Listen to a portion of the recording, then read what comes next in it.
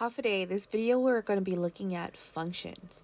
This will cover all of these topics that are listed below, and let's just get into it. First, we'll look at relations. So a relation relates one value to another. Right now, we'll look at this first set of ordered pairs and write out the input and the output, basically the x and y values in our little ovals here. So the input values would be the x values. So we have 1 and 2 as our x values with these three ordered pairs.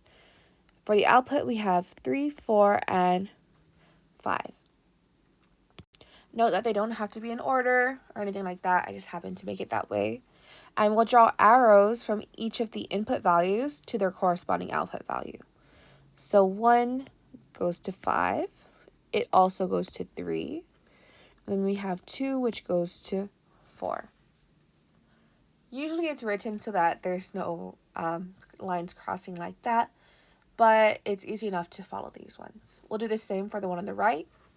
We have 2, 3, 4, and 5. And for our output values, we have 2, 4, 6, and 8. Oh, sorry, not 2.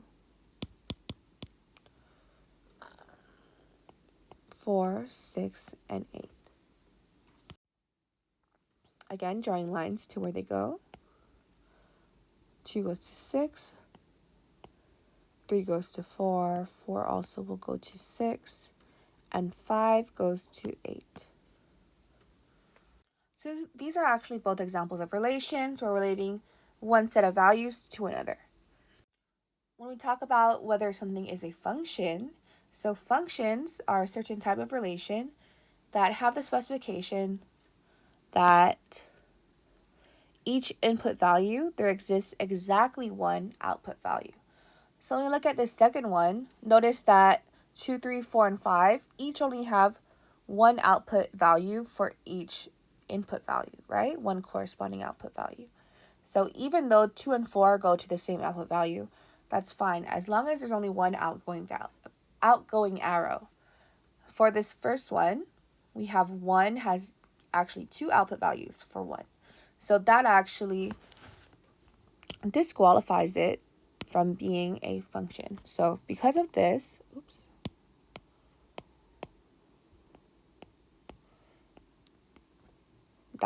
this one is not a function. And we already said that this one on the right is a function. For our first example, we have a relation y squared is equal to 4x.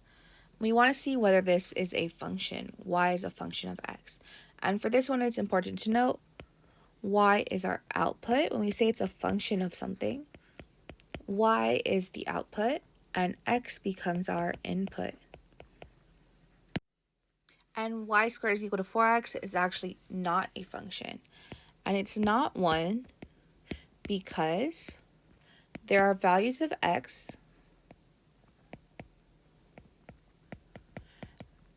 that give more than one value of y.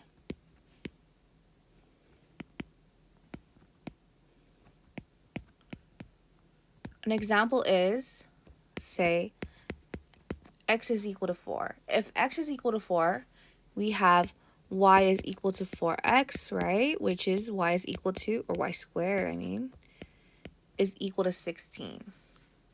There are two different numbers that will make this true. Y squared is equal to 16. That will give us y is 16 and negative 16. Since I have two y values for that one x value of 4, it's not a function. Now we'll go into graphing functions just by a table for now. So using an xy table, we'll plug in the x value to find the y value. So if we have y is equal to 2x squared, I would simply plug in different values of x and find their y values and then plot them using a coordinate plane. Some good values to use for x values are 0 and the numbers around it, the integers around it. So it's good to have 5 different points, -2, -1, 0, 1, and 2, and plug them into that y is equal to 2x squared and evaluate. So 2 times -2 squared, so we have -2 squared is +4, -2 gives us 8 when you multiply it by 2. -1 squared is +1, multiplied by 2 is 2. For 0, we'll just get 0. 1 will be the same. 1 squared is 1 times 2 is 2. And then 8 will give us 8 again. Plugging these all in, we have 0, 0, 1, +2. We also have that -1, +2. We have -2, +8 for my y value, +2, +8 for my y value. And this is sufficient. Basically, we would want to see the general shape, and for this one, it is a parabola. We'll get more into parabolas later, but for now, as long as we just know how to get an idea of what the graph looks like using a table. We also have what's called the vertical line test. The vertical line test says that a graph represents a function if there's no vertical line that can intersect the graph at more than one point. And I'll show this here. So this first one is a function. Notice that this is very similar to what we just drew earlier. This is the graph of y is equal to x squared. And notice if I just draw a bunch of vertical lines, there's none that's going to pass through more than one point on the line. So this is a function, because there's not going to be any that pass through more than one point.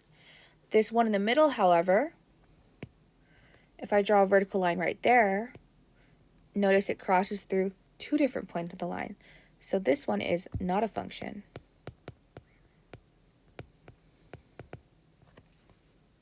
Okay, this is y is equal to plus or minus square root of x.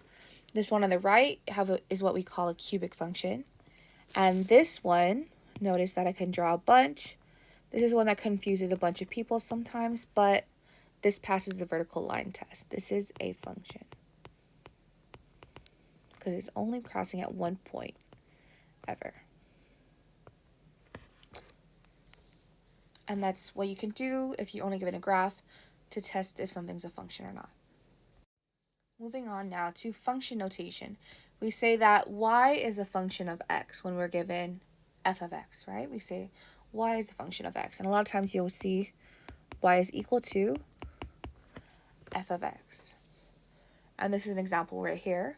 F of x is equal to 3x squared plus x plus 2. X is our input, and it's what we call our independent variable. So the independent variable, basically they're just giving us numbers, right? The output, also called the independent variable, is y. And we call it the dependent variable because it depends on whatever the x value is. So we're plugging in a value for x and getting a y. So example 3, evaluating a function. We're given this f of x, and we're going to evaluate different values within that function. So we're just basically subbing in the values for x within these functions. So f of 3 is actually going to be 2 times 3 squared minus 3 times 3 plus 1. Be careful whenever you have these exponents. So this is going to be 2 times 3 squared, which is 9. 2 times 9 minus 9 plus 1, which is 18 minus 9 plus 1, which will give us 9 plus 1, which is 10. F of -2 now. Again, we're being careful because we have that exponent. Notice I put everything in parentheses.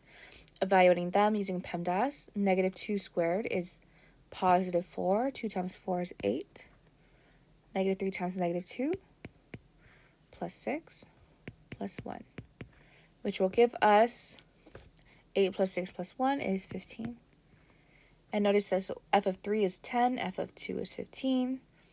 And then we also have f of c. basically I'm just plugging in c for wherever we have x. So it becomes 2 times c squared minus 3c plus 1. We're just substituting it in and evaluating when possible. When we talk about the domain and the range of a function, the domain is all the input values and the range is all the output values, right?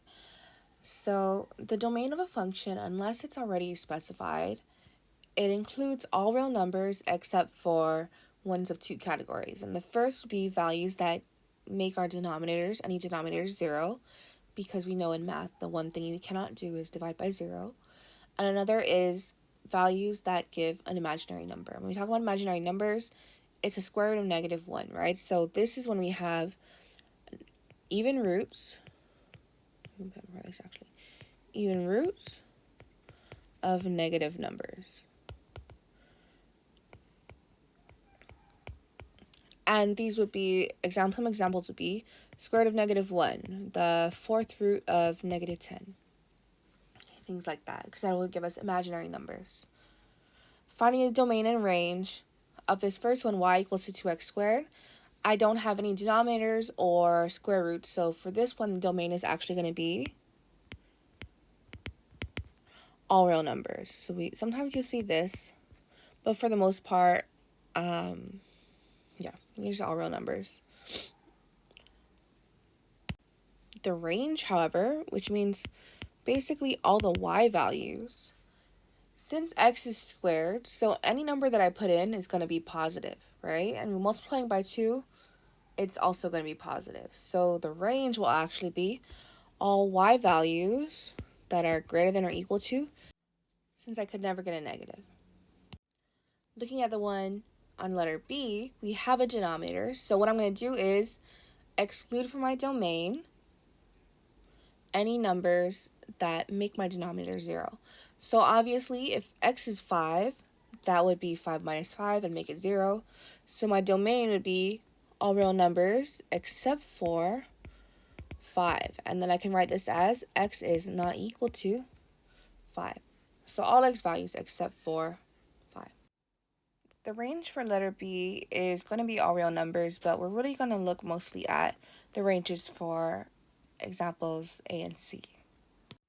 Looking at letter C, I want to see first what will make this 0, because that'll kind of be my borderline, right? What will make what's inside of my square root 0? And obviously that would be 3, right? Because 3 would make that 0. So I want to look now at what numbers would make it negative, because that would give me imaginary numbers. So if 3, the x is anything less than 3, right? If it was 2 minus 3, 0 minus 3, I would have a negative inside my square root. So the domain would be made up of all numbers, all real numbers that are greater than or equal to 3, because that's the lowest number that I could ever have, just 3. 3 minus 3 is 0. The range, I know the range, if the smallest number I can have inside it is the square root of 0, and when we take square roots, actually a square root is always positive. So taking the square root of a positive number, it would be the y value would always be greater than or equal to 0. And now we're moving into operations with functions. Basically, we have this very specific notation, which just means that I'm either adding, subtracting, multiplying, or dividing whole functions. So the functions are defined, and then we just do the operation between them. And we'll just go straight into some examples. Here we have f and g, which are functions of x. Both are functions of x. We want to find f plus g, f minus g, and f times g. And f plus g of x, of course, I'm just adding the two functions. So I'm going to write out f of x and g of x, add it together. So 3x minus 2 plus x squared plus 5. Note that typically you might see something like this and then add it afterwards, but with addition, we don't even need to write the parentheses at all, so I actually won't even write those. So this would be, we'll just write it in order. And combine like terms, x squared plus 3x, negative 2 plus 5 becomes plus 3. Very easy. If we have these two subtracted, this just means f of x minus, or f of 2 minus g of 2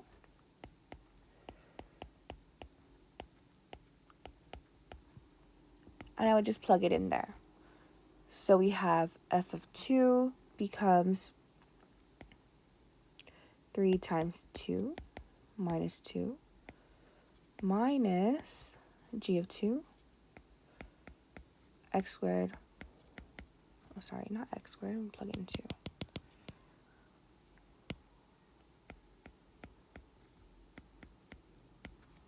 From there, you just evaluate using PEMDAS. 3 times 2, I know it's going to be 6 minus 2. 4 plus 5.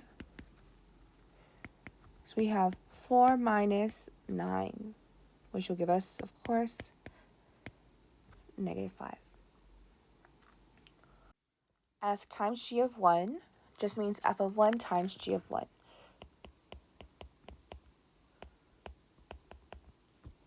F of 1, I'll just plug it in. So 3 times 1 minus 2. And we're multiplying that to 1 squared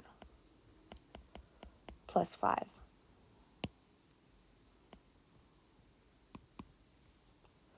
This gives us 3 minus 2 times 1 plus 5. Of course, we have 1 times 6, which is just 6. Note that if you had done it with x, like in this first example first, and then plugged in the answer, plugged in the value, of your x, then it would have been the same answer.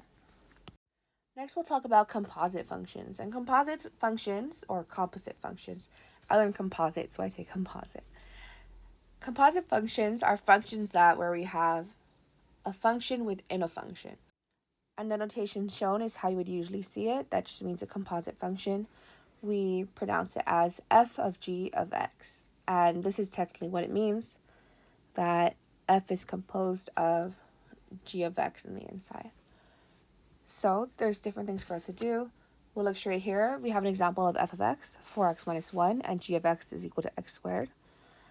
F of g of x, we know is just f of g of x in the inside.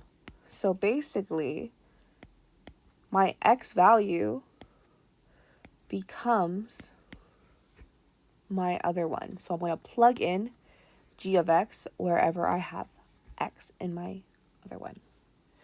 So 4 times x squared minus 1.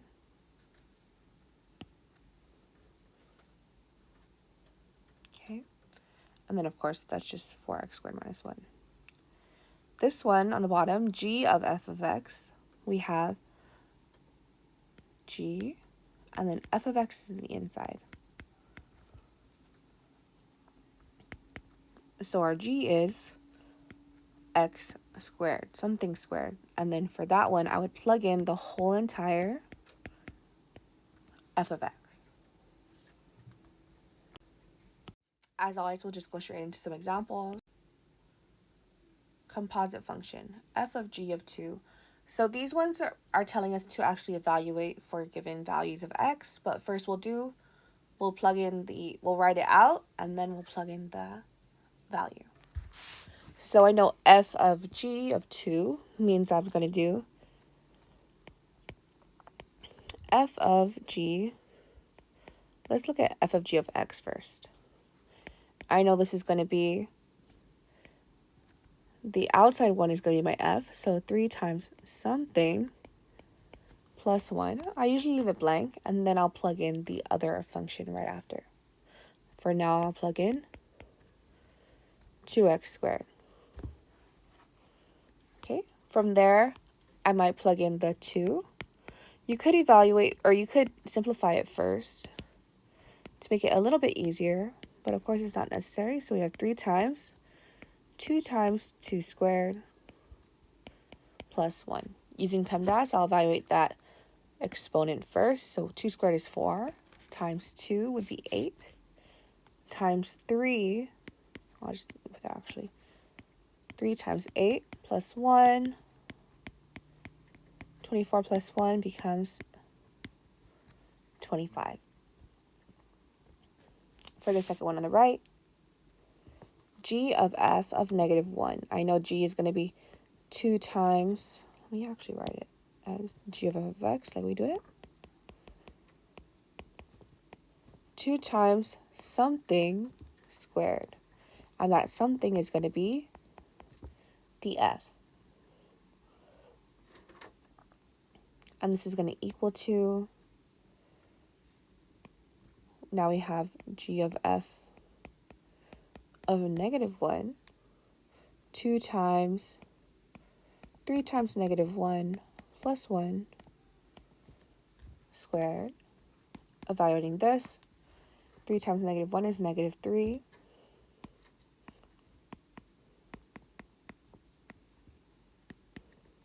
Negative 3 plus 1 we know is negative 2. Negative 2 squared becomes positive 4 times 2 is 8. So that's it pretty much for this video. I know it's quite a lot, but hopefully you get an idea of functions and how they work together.